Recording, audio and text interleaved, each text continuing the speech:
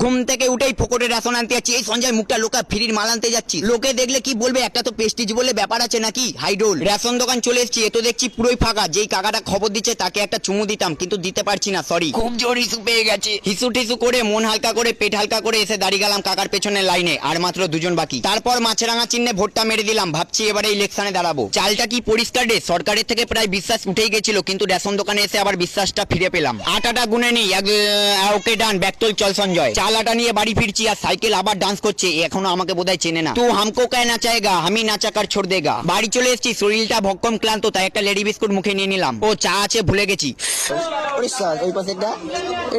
এই পুচকেটা ওর দিদির খরগোশ হেডফোন নিয়ে পালিয়ে এসছে, আমার স্বপ্ন ছিল এটাকে ছুঁয়ে দেখার, ছুঁয়ে নিয়েছি। রাতে একটু চানা পনির খাবো, তাই মিষ্টির দোকানে যাচ্ছি পনির কিনতে। বেশি নেবো না, অল্পই নেবো, কারণ পনিরের ভক্কম দাম। এই গলিটা দিয়েই বেরিয়ে গেছি, চোরোডের দিকে আর যেতে হয়নি, তাই একটু রেলা মারছি। মিষ্টির দোকান চলে এসেছি, ঝাপ প্রায় বন্ধই হয়ে গেছে, টুকি টুকি পায়ে উঠে পড়লাম। পনির আছে একটু দাও তো।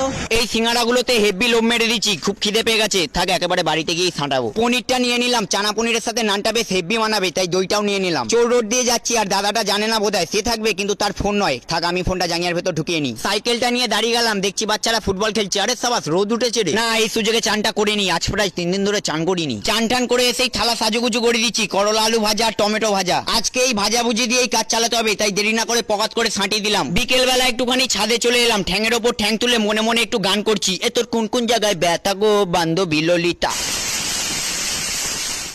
সাবাস কি সিটি মারছে রে, সন্ধে হতেই রান্না বসিয়ে দিলাম, আর প্রেসার কুকারটা আমার মতনই পুরো ভাইরাস মাল। একটা নান ছেড়ে দিলাম, হয়েও গেছে, একটু তেলটাকে ঝরিয়ে নিই, ওই তেলের দাম না হলেও এই তেলের অনেক দাম। উফ কি কালার হয়েছে। রান্না বান্না কমপ্লিট, এদেরকে দেখতে বেশ ভালোই লাগছে, বেস্ট কাপেল। না আর একটু কাজ বাকি আছে, দুধ কাটিয়ে ছানা করে দিচ্ছি, আর একটুখানি চা বসিয়ে দিলাম হালকা করে। একবার এটা খাবো, একবার ওটা খাবো, একবার এটা খাবো, একবার ওটা খাবো, খেতেই থাকবো খেতেই থাকবো। পায়খানা পরে সরি নান চানা পরে খাবো, আগে একটুখানি চা বিস্কুট খেয়ে নি। পিসি আবার পায়েস দিয়ে গেল, এসব সুযোগ কেউ ছাড়ে, তাই দেরি না করে পকাত করে ছাড়িয়ে দিলাম। আর এক চামচও ছাঁটিয়ে দিই। সন্ধে হতেই পাড়ায় চলে এলাম, বন্ধুরা ভলিবল খেলবে বলে প্রস্তুতি নিচ্ছে, আমি তো রেফারি। এ কি রে, এত বড় মটিনের বাক্স? ও না না, লাইটের বাক্স। যাই হোক, রেফারি দাঁড়িয়ে থাকলে দেখতে খারাপ লাগবে, তাই ছোট্ট পোঙাটা নিয়ে বসে পড়লাম। এটাই হচ্ছে গিয়ে আসল বাঙালি, মুখে শুভ হাতে বল, অপোনেন্ট টিম খাবে টলমল। একে আর কেউ আটকাতে পারবে না, প্রথম সার্ভেই পয়েন্ট আছে, আমি আছি ভাই তোর জন্য। আসার সময় 5 টাকার ঝুড়ি ভাজা কিনেছিলাম, এখন ওটা বার করে ঠোঙা সমেত মুখে নিয়ে নিলাম। একটা বন্ধু আমাকে কল করে ডাকলো, ওর কাছেই যাচ্ছি। এসব খেলা আমি বুঝি না, বসে বসে আমার পোত ব্যথা হয়ে গেল। বন্ধু বলছে চল কিছু খেয়ে আসি, আমি তো এক পায়ে রাজি, এসবে কেউ না করে। এই লরিটা তখন থেকে আমাদেরকে আটকে রেখেছে, এবার আমার মাথায় উঠে যাচ্ছে।